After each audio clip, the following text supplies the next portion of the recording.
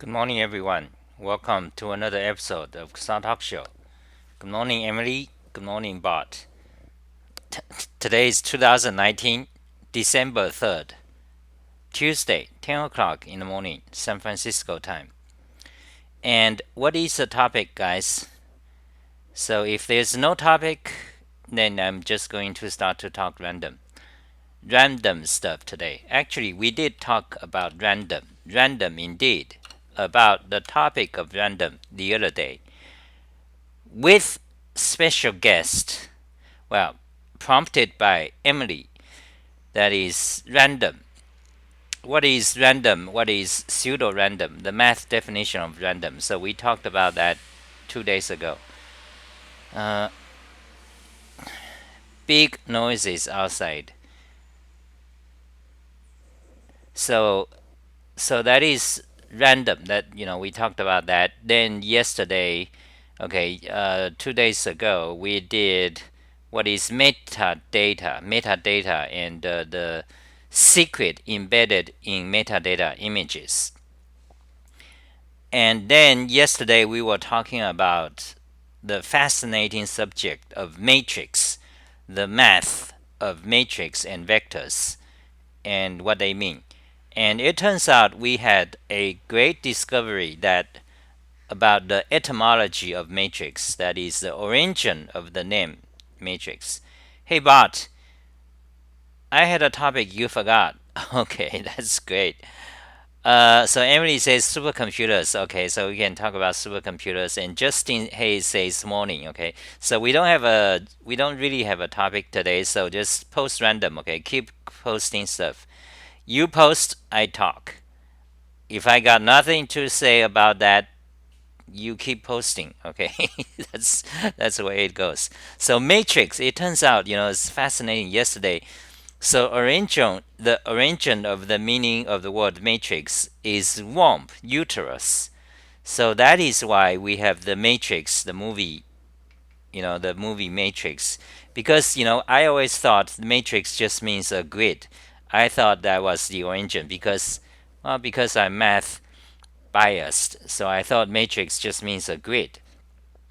And so when the Matrix movie came out, it's kind of annoying they named it Matrix because I don't want it to be named Matrix. I want Matrix just be math Matrix, not some science fiction red pill, blue pill, whatever. But then it turns out, so we look at the etymology of matrix. So that means womb, uterus. So that movie's title is appropriate because they are talking about the a farm, artificial womb. And by the way, that will solve the men versus women problem. Yes, indeed. When you have artificial womb, when you eliminate sex entirely by biology, so there's no longer sex, not even chromosome, whatever. You eliminate, there's no difference whatsoever. That is when we have total equality. You don't want movie about math. Well, no, I don't want movie about math, but I don't want bullshit movie about math. But however, the point is that the Matrix movie, it is not about math. It's about some science fiction, pop science fiction. Okay, popular pop science fiction, and I don't want math to has anything to do with that. That is the thing. But but then I discovered matrix actually means swamp. Okay, so that is actually appropriate for that movie. But anyway, when movies, the Hollywood or whatever, when they talk about math, usually it's no good. Usually it's just no good. Okay, they can, sometimes now and then you have movies about mathematicians such as A Beautiful Mind. Okay, then I watch it. It's enjoyable, but usually it's all just bullshit. Okay, because you know why? Because math is a subject. The nature of math is the austerity and coldness. That is a beauty. The immense beauty of mathematics, that is coldness and austerity. You don't you don't like, oh, let's do math and let's have fun. That throws away the entire essence of mathematics. So that's not going to work. In modern society, we have, like in Silicon Valley, the people take people, or STEM, women. Let's get women into technology. They trying to, oh, let's make math fun. Let's do collaborative things. Let's play a game math. That's not going to work. Okay, the heart of mathematics is the codeness of it. There's nothing with the pop and make it attractive things. If you get into math via that, you are not going to get far. Usually, okay, I'm talking about, that's my opinion, because what you think of mathematics is a trap. That is that is not what mathematics really is. Because when you really start to get into math, then you realize that's not what you thought it is. It's not gonna be fun the way you think it's going to be. The way these people, help society, help whatever, they trying to make it to be. However, you see, math is a subject, is such a immense beauty. It does not need you petty corporations or you petty government to try to help people to get into math. You don't, math don't need you guys. Math don't need it. And there are geniuses, who is a great mind. They dive into math all their life. They live in poverty, and they just dive into, they live in math, like Emacs, but far more so. And they do not need this these uh, traps of appearances or whatnot. So that is math. Okay, well, at least that's my opinion of math. Okay, so Daniel says hi, Daniel. So just seeing. So Emily mentioned about supercomputers. Okay, let's talk about supercomputers. I don't know much about, but let's just talk about supercomputers. So Emily posted this message about this supercomputer. That's K computer. Also, Crash Hacker is in Bangkok airport. One night in Bangkok. We'll reach tomorrow. So this supercomputer, I don't know nothing about. K computer. Oh, okay. This is a phone version of Wikipedia. I don't want phone versions. I want the real versions. By the way, is there any difference? Like, is there any difference in content between the phone version of Wikipedia and the web version, the desktop version? So anyway, this is the supercomputer we're gonna look into. But yesterday I was trying to pronounce the pronunciation problem of the English. So I was trying to distinguish a ball and a ball. Okay, so we have a ballpark. We have football, soccer. We have football. It's supposed to be ball, football game, ball game, not ball game, ball versus ball. And I was also trying to pronounce the Kinesis keyboard, which is a ball-shaped keyboard, like a rice ball. So ball versus ball. Okay, chat guys, comments. Let me know what you think. Okay, so let's see, we got 3 people watching. What a paucity. We have a paucity of population. And am I still going? Yes, I am. So K computers. What is about the K computers? So the K computers. Let's just read. Okay. Supercomputers. K computer. The K computer named for the Japanese word numeral kai, meaning 10 quadrillion. 10 to the 16th power, is a supercomputer manufactured by Fujitsu, currently installed at the Rankin Advanced Institute for Computational Science campus in Kobe. Anyway, in Tokyo. I mean, not in Tokyo, Kobe. Kobe is kind of a city adjacent to Tokyo, kind of. So it's installed in Japan. And the K computer is based on a distributed memory architecture, okay, with over 80,000 computer nodes. 80,000, okay. It is used for a variety of applications, including climate research, disaster prevention, and medical research, okay. The K computer's operating system is based on the Linux kernel and additional drivers designed to make use of computers' hardware. Additional drivers designed to make use of the computer's hardware. Okay, in June, Kobe Beef. Hi Nabi, good morning Nabi. So in June 2011, top 500 ranked K the world's fastest computer. Okay, so that's 2011. That's a bit old, 10 years ago, 9 years ago. With a computation speed of over 8 petaflops. And in November 2011, K became the first computer to top 10 petaflops. Okay. Blah blah blah blah blah blah blah blah blah. Superseded. Okay. So okay.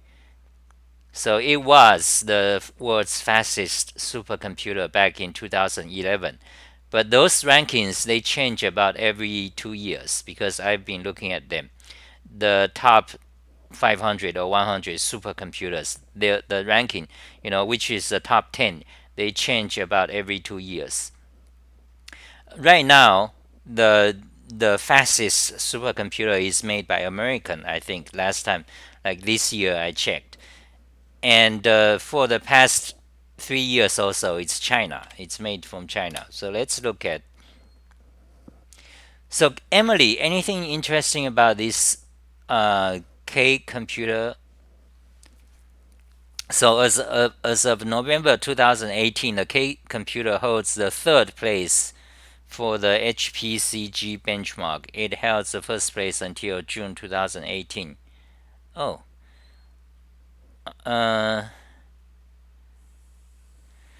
So the K supercomputer was decommissioned. Oh, in 2019 in Japan, the K computer will be succeeded by Fugaku, expected to be 100 times faster, scheduled to be operational in 2021. So Bart says, how do you know the lyrics of Tommy Cash's Who? How do I know? I don't know. How do you know? Do I know? I don't know. Who is Tommy Cash? Emily says its networking uses a 6 Torus architecture, 6D Torus architecture. So 6-dimensional Torus. Okay, so you have a surface that's 6-dimensional torus. Now I don't quite understand that. So basically, it's normally a torus surface is 2-dimensional. So now you have a 6-dimensional torus architecture. So Emily says its networking uses a 6D architecture. Okay. So so what does that mean? I mean, okay, so one thing is that what does it, I don't understand. I don't think we understand what does a 6-dimensional torus means. I mean, we kind of know what it means, but what is its properties and why is it special, things like that. So that's one thing, the math aspect of 6-dimensional torus. Okay. The other aspect is what does it mean when you have a 6D torus architecture for networking. In the specification section, Okay, so performance specification, not architecture, network, file system, power consumption. These kind of things you have to actually know. Uh, you have to, to really appreciate. Like I can just read them off, but it just fly by. I wouldn't get a thing. So to understand, to appreciate these spec details, you really need to be someone who is very interested in hardware. I mean, a lot of you guys are, Linux nerds, Linux FreeBSD people. You guys know these things. I don't really know them because I'm usually not interested in the in the hardware. But also, besides that, as far as I know, supercomputers, their architecture is entirely different from your home PC architecture. So totally different. So that's something else to learn. So anyway, the NOT architecture, network file system. So let's read the NOT architecture. So the K computer comprises 88,000 2 gigahertz 8 core Spark 64 8FX processors contained. Oh, interesting. They are still using Spark CPU. I thought it's dead. Okay, but well, this is 2011, right? It's a bit confusing. I mean, is it 2011 or 2019, or is it the new generation or something? But anyway, so it says it uses 88,000 of 2 gigahertz 8 core Spark 64 something something processor contained in 864 cabinets for a total of something something, for a total of 700 cores, 700,000 cores, manufactured by Fujitsu with 45 nanometer CMOS technology. Each cabinet contains 96 computing nodes in addition to 6 I/O nodes. Each computing node contains a single processor and 16 gigabyte memory. The computer's water cooling system is designed to minimize failure rate and power consumption. Okay. Oh yeah, network. Emily is talking about. So network. Let's see. The nodes are interconnected by Fujitsu's proprietary Torus fusion interconnect. Okay. The nodes. So nodes means, what does nodes mean? Node means, okay, each computing node contains a single processor. Okay, basically a node means a single processor. Okay, so the network, the nodes are interconnected by Fujitsu's proprietary Torus fusion interconnect. Torus has a six-dimensional mesh torus topology. Oh, okay, that makes sense now. Okay, so hold on a second. I need to.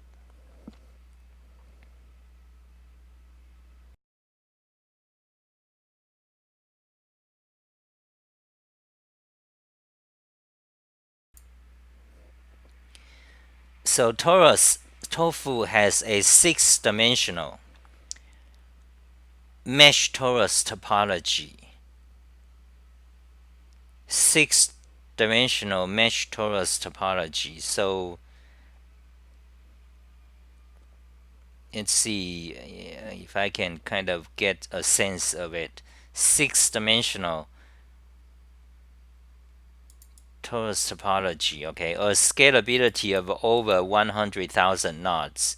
A full duplex links that have a peak bandwidth of something something. Each node is connected to its own interconnect controller chip, which contains four tofu interfaces. Okay, those are just going over my head.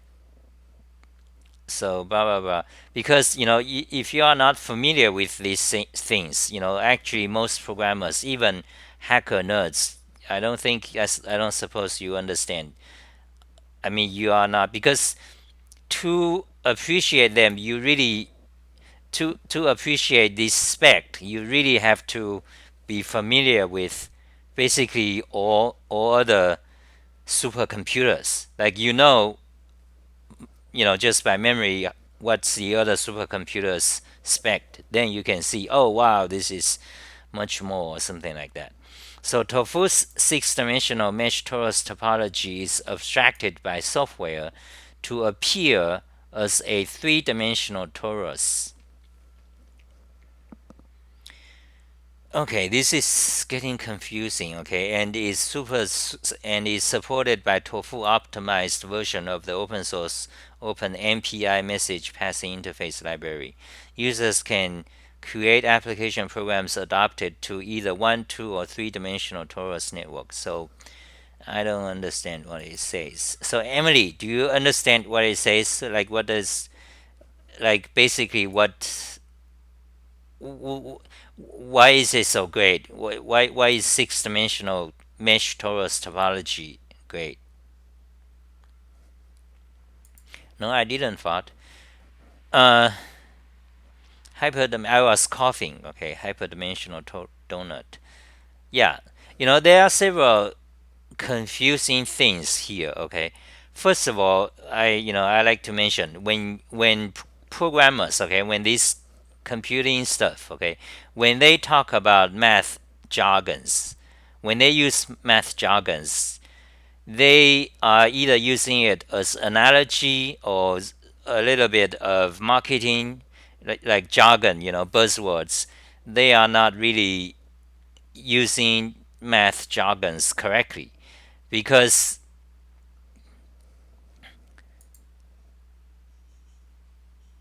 so Emily says, but also a hyperdimensional exit forming topology is cool. So hyperdimensional tech exit. Yeah, I don't understand. What do you mean exit? So exit is that a specific jargon in hardware architecture or something? Everyone who found it. So I'm highly interested in higher dimensional stuffs. Okay. So my own comment. Well, I just make some random thought. Okay, I'm gonna just do some thought. So first of all, when the engineers, or computer people, when they use math jargons, it's partly marketing, it's partly coolness, it's partly something else, it's partly analogy. So in many cases, they just use the math term wrongly or incorrectly. So here they say exit forming equals to networking. Oh, exit forming equals to networking. Oh, okay, a typo. So what? Where is it? What did she say? So hyperdimensional networking topology is cool. Okay, so Emily says higher dimensional networking topology is cool. I don't really understand what it means. Okay, now when you talk about networking, so suppose that means you have a bunch of nodes and you have lines connected to each nodes. So you form a graph. And when you say, so what does it mean when you say they are hyperdimensional, like higher dimension? Like in math, okay, in math you have one dimensional, two dimensional, three dimensional. Then beyond three, typically you say higher dimension. So higher dimension means four, five, six, or more dimensions. That's the convention in math. So you can just say higher dimension. Now, hyperdimension. No, I don't think hyperdimension is a term used in math. Okay, I'm just throwing out my random thoughts. Okay, about this. Hyperdimension, I don't think that's a term used in math.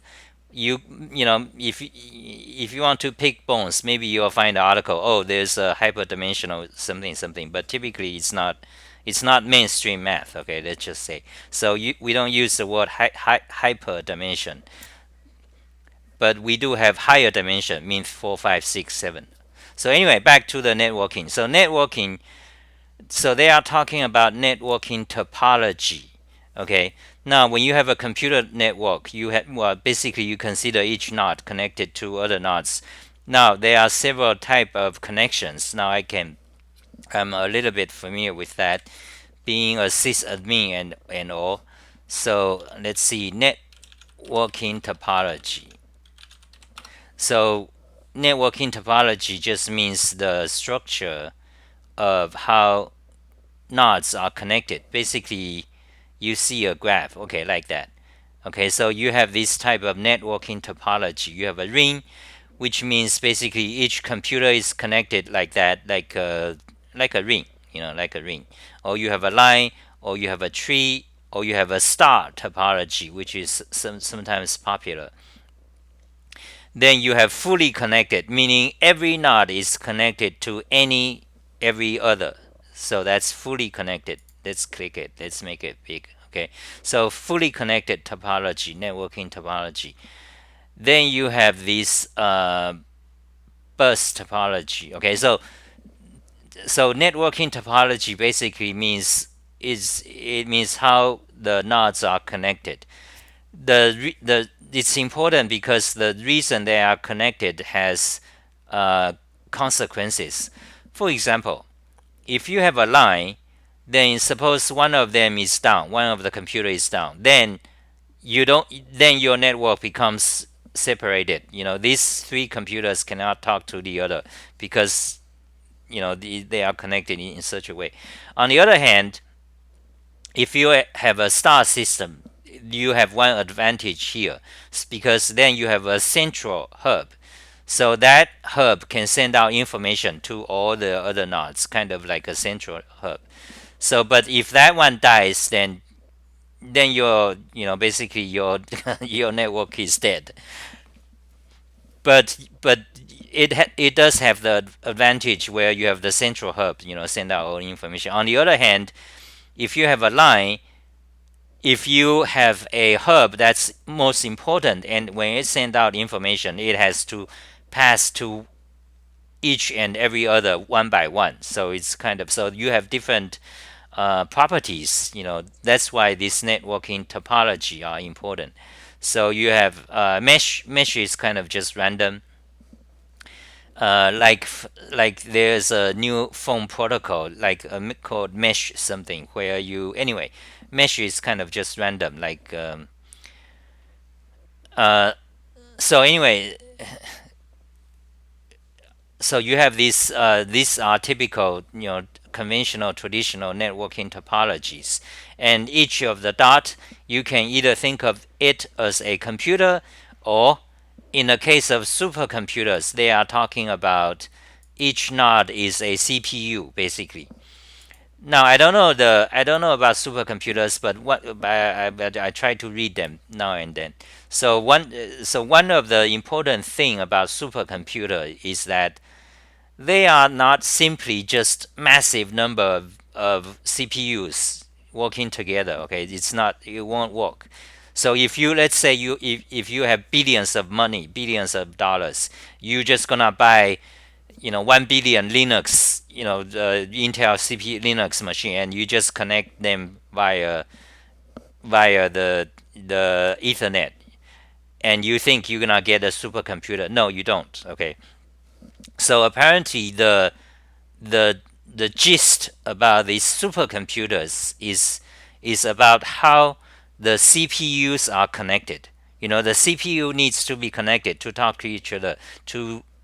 That's what makes them special. That's what makes them super powerful, fast. You need to have a special way or design or whatever to get the CPUs to talk to each other. So I suppose, I don't know for sure, I suppose that's why they have a section about the network topology here. They are using, six-dimensional mesh torus topology or whatever. So anyway, so back to the networking topology. So you have, these are the topologies. Then we look at this one, the supercomputer K computer. So they are saying they are using six-dimensional mesh torus topology. So my question, I mean, I don't understand. So my question is, what does it mean when you have like higher dimensional topology? Like what does it mean? Okay, we can actually look. So if you don't understand something, you click and look. Now they have explanations. So first of all, they have mesh network. Okay, this I kind of understand. Basically, it just means random. Okay, the advantage or the situation about mesh networking is that random. So why? So basically, usually this occurs when you have the nodes that can come on and off at any time, unpredictably. Not planned. So imagine all the cell phones in the world. They can form a mesh networking because each cell phone can suddenly come on or come off. So anyway, that's I think that's a gist of mesh network. Okay, so now here they explain torus connection. Let's see. So a torus interconnect is a switchless network topology for connecting processing nodes in a parallel computer system. Oh, okay. So does that make sense? That's what you are saying, right, Emily? Um, Hola, Gabriel. Gabriel. So, okay, Torus interconnect is a switchless network topology for connecting processing nodes in a parallel computer system. So we have to think about this a little bit to see what it means. So let's see. Let's magnify. Okay. Well, first of all, so let's read the description first. So it says three-dimensional torus network. This topology is often used by high-performance computing systems. Okay, so three-dimensional torus network. Okay, let's have a look. So now we see 1, 2, 3, 4, 5, 6, 7, 8. 1, 2, 3, 4, 5, 6, 8 nodes. Basically, the corner of a cube. So you have 8 nodes, and they are connected. Let's see. Let's look at the red lines first. Okay, so these two forms a circle. These two form a circle. These two form a circle. Oh, okay. So now I see the pattern. So you see, so these two form a circle. Then the green is vertical. These two form a circle. These two form a circle. These two form a circle. These two form a circle. So what does that mean? So let's look at this one. Does this one ever connect to the opposite corner? No, not directly. You see this one on one corner of the cube. Does it connect to the other opposite corner of the cube? The answer is not directly. So for this one to talk to this one, it needs to, for example, pass to here, then pass to here, then pass down here, something like that. Okay, or go through the other ways. Okay, so did you read more on hot HOTT? No, I don't know what is HTT HOTT. The ring seems superfluous. Yeah, I don't understand it.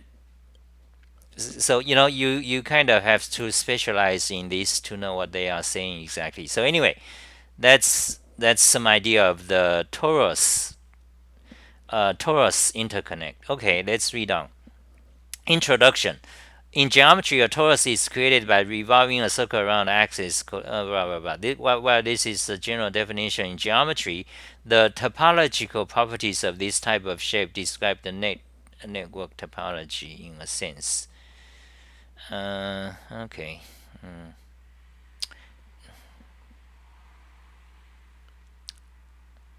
Okay. I illustration of 3D torus. Okay, I kind of get what they are saying. Yeah. So, uh, With two, yeah, but with more, each torus can be many nodes long. Right, I see. Right, like the picture they show here. So you have like imagine okay, in one dimension you just have a grid, I mean a line of computers like this picture, okay, one dimension. In two dimension you have a plane, okay, it's like a grid, a rectangular grid. Then each node, basically each node connects to, yeah, each node connects to the neighbors basically. So yeah, let me explain this thing, okay. So in a two-dimensional torus, this is analogous to math. So imagine a plane, a grid. Then each node just connects to its neighbors: right neighbor, left neighbor, top neighbor, down neighbor. But however, at the edge of the plane, the top one will connect to the bottom one. So this kind of thing, connection, is called a torus, because if you look at a donut, that's exactly, if you kind of unwrap a donut, that's what it looks like. So this is a torus. And three-dimensional torus, it's easy to understand once you understand two-dimensional torus. So you begin with a 2D torus, and you just extend it. So you have a grid in three space, and each node is connected to the right neighbor, left neighbor, top neighbor, down neighbor, and front neighbor and backward neighbor. It's all connected like that.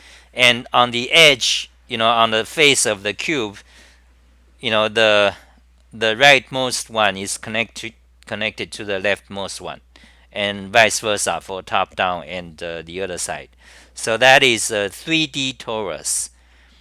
So now we understand, two-dimensional torus and three-dimensional torus. So for example, this picture is trying to show us a 3D torus. Now I understand why you have this loop back. They are trying to show, they are trying to show, yeah, it's redundant in this case. When you have just two of them, the loop back is kind of redundant.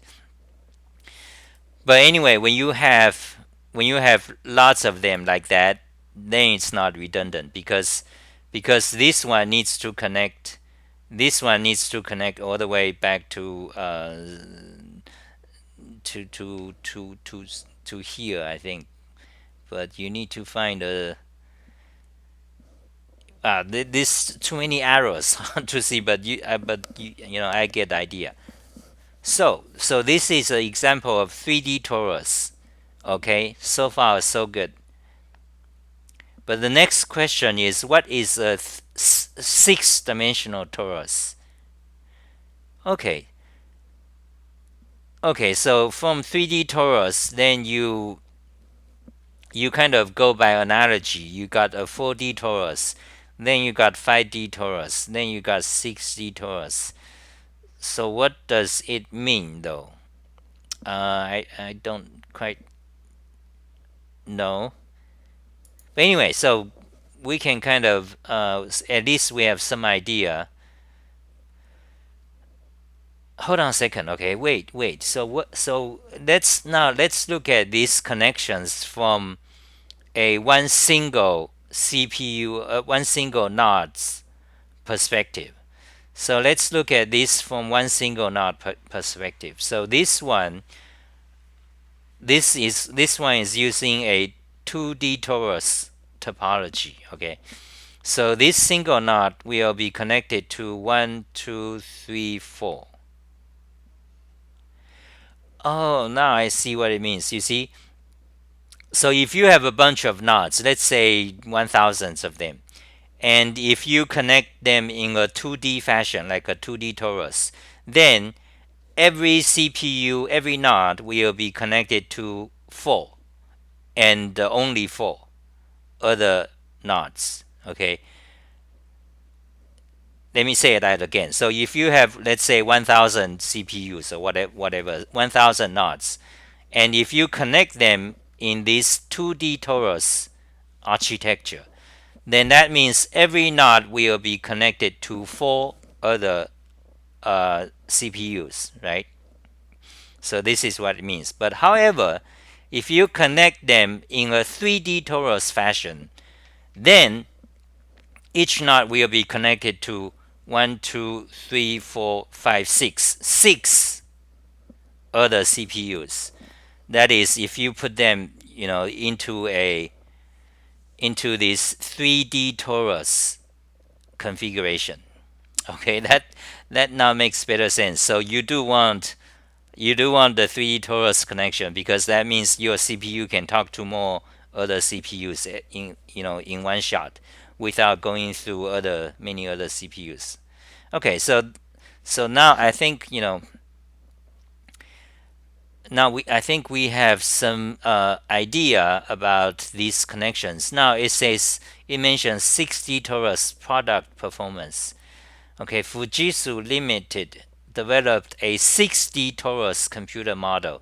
In their model, 60 torus can achieve 100 gigabytes per second off-chip bandwidth, 12 times higher scalability than 3D torus, and high fault tolerance. Okay, they didn't go into detail how exactly it's done, but we kind of get idea. We learned from 2D to 3D example. We basically it just means each CPU now connects to much more other CPUs directly. Okay, yeah. So good. We are making progress, some progress. Mesh networking. Okay, anything else interesting, Emily, about this? So anyway, so it says, okay, so now it says, now we can kind of appreciate it more. So it says this torus fusion, or also known as tofu connection, has a 6-dimensional mesh torus topology. Okay, that means it basically means each CPU is connected to how many? I don't know. 10 or more, 12 other CPUs. And also, it mentions it's mesh. You see, it mentions it's mesh. That means probably it means some CPU can be offline or disconnected without disrupting the whole. That's the idea. So a scalability of over 100,000 nodes and blah blah blah. Okay, so yeah, it's like better and bigger and better. So Tofu's 6-dimensional mesh torus topology is abstracted by software. Okay, this part is critical. You see, it says it's abstracted by software to appear as a 3-dimensional torus. Oh, why? I don't know. Okay, so yeah, so anyway, so okay, so that's the that's and how it could be implemented. Okay, yeah, this I don't know about this. I don't even know I don't even know how one single CPU works really. I mean, do you do you study CPUs, like CPU architectures, Emily? Um, but it's a big black hole to go into. You have to be specialized into it. So now let's look at the photos. Now this looks like the matrix. This one array of things. Yeah. So a human is about this tall, maybe. So you walk into them, one full array of things.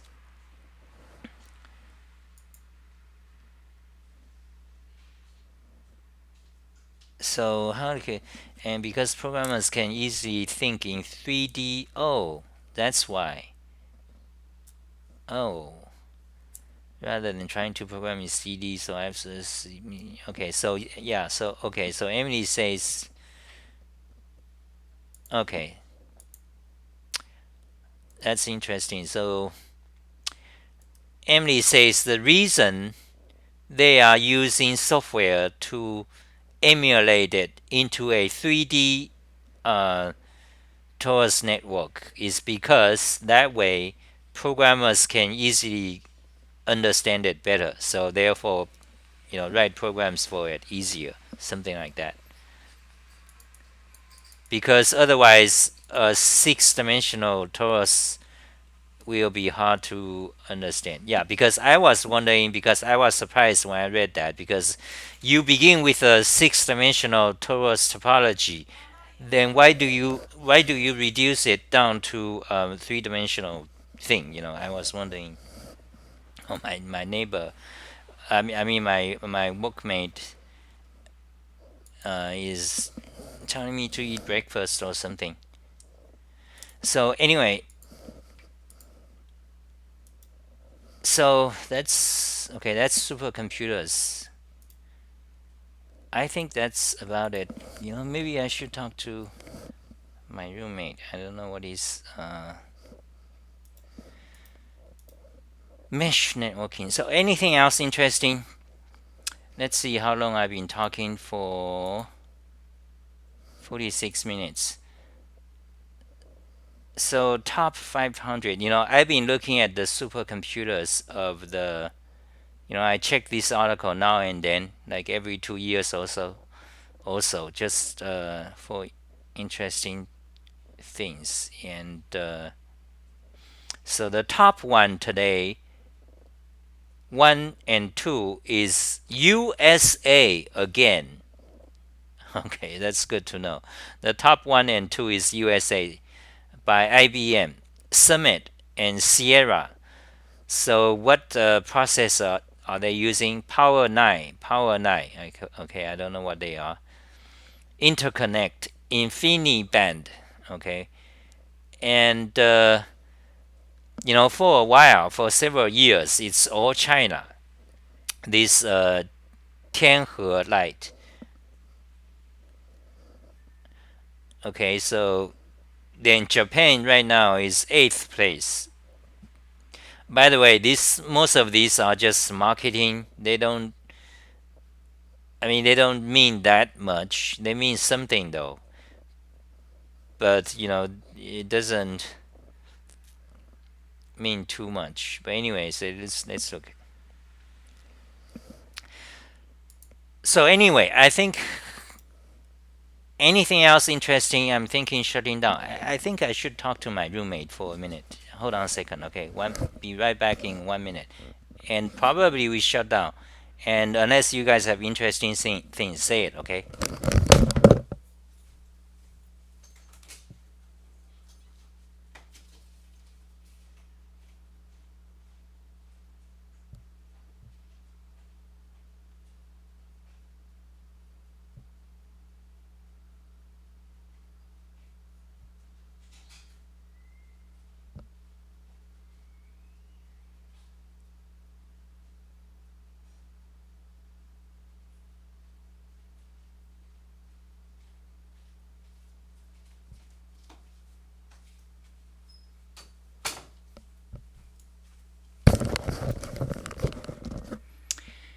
My roommates, I have like three roommates. Okay, actually four. So they are husband and wife, and the son of the husband, and another guy. They are pretty old, okay, except the son, which is 30 something. The others are 50, 60 something. Okay, Emily. What else? So let's see. What other interesting things? So supercomputers. Uh, today looks quiet. Does it appear to you guys quiet, or is it just me? It looks quiet. Today is December 3rd, and Tuesday. Tuesday usually is not quiet. I don't think so. So Bart, what's up, Bart? So Emily, why are you interested? I mean, what, for example, why are you interested in this one, and why are you interested in the six-dimensional uh, topology, the torus topology? Because, for example, this one is not currently not the most powerful today. It is not the most powerful. So how come you suddenly mention this one in particular? I'm working and listening. Oh, so Justin, do you code? Do you code Haskell at work?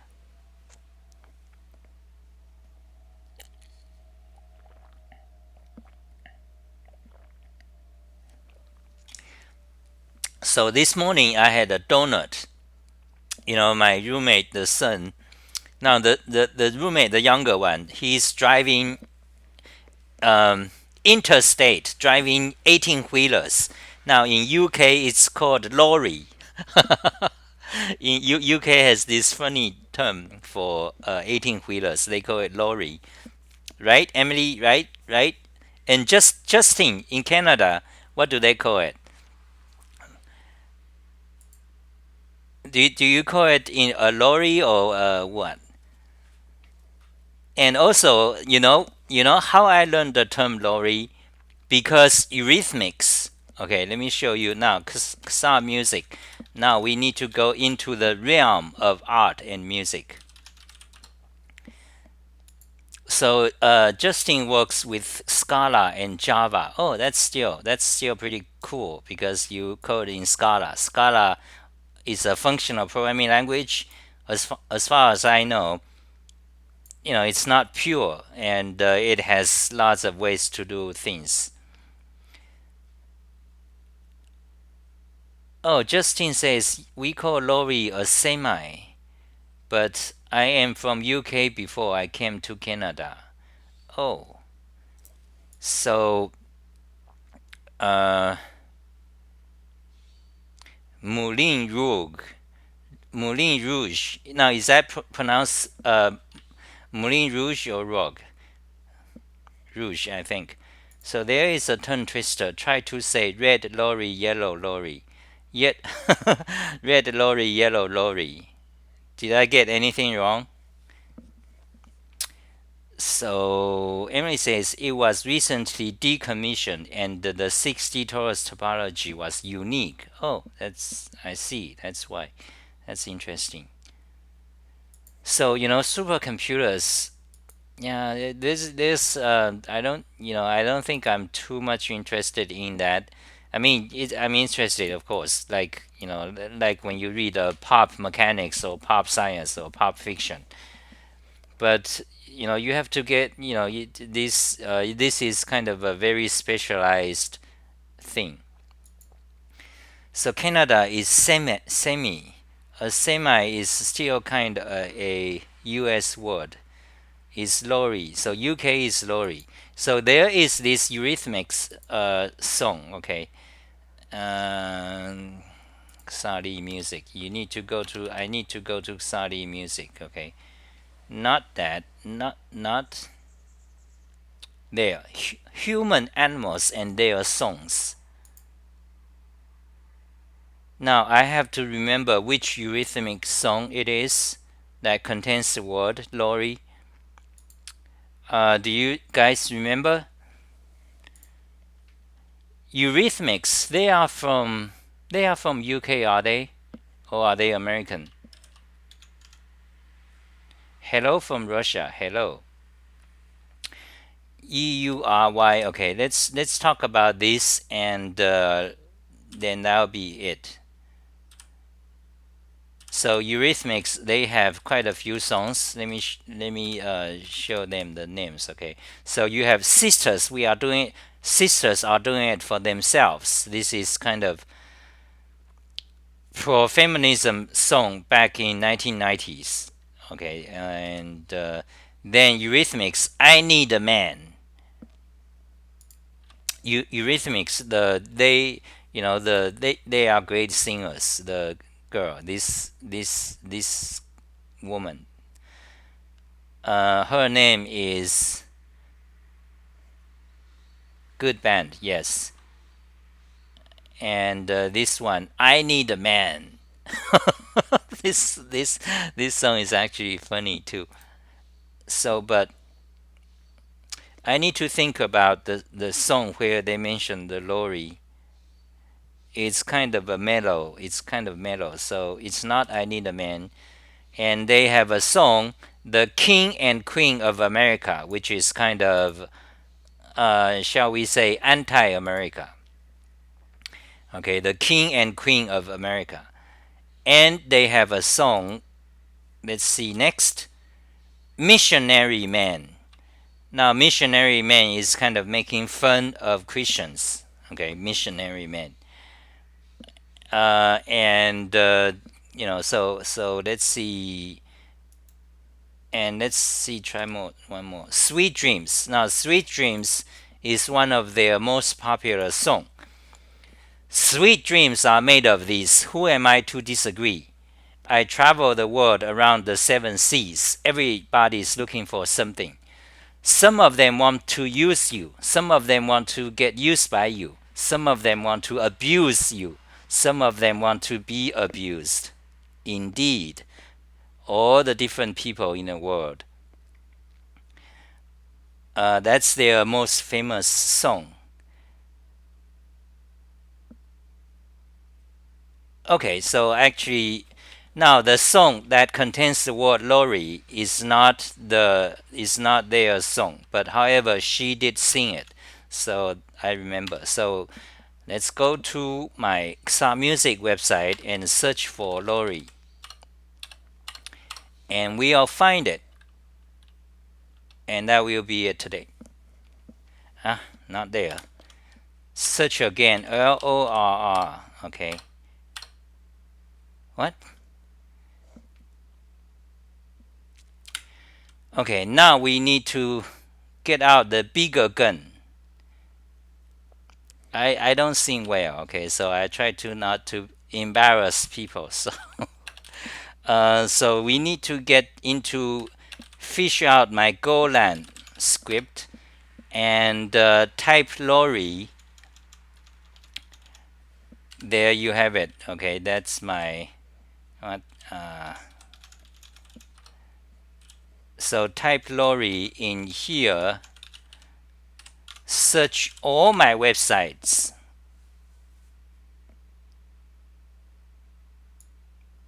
We shut down in 3 minutes or so. There it is. Don't let it bring you down. Now, you guys know the song? I'm pretty sure some of you do. Now, let's see if I have it. Don't let it bring you down.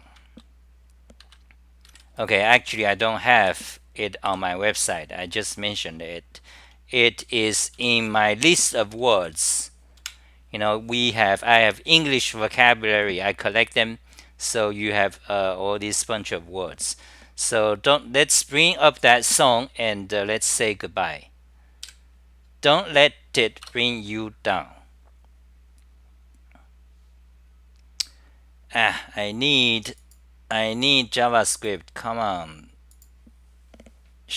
Close that. Open new. Paste. Search. Oh, so it's a Neil Young song. No, I don't want. Now there's a version sung by the Eurythmics girl. Okay, so you want to listen to that version? That's fantastic. I should have it somewhere, but I forgot which page I wrote about it. But let's show that, and that'll be it.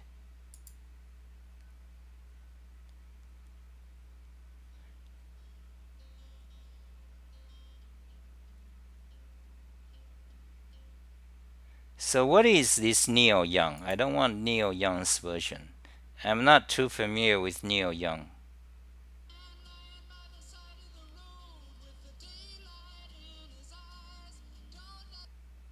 Yep, that is the one. There it is. Let's listen to this for few seconds. Okay.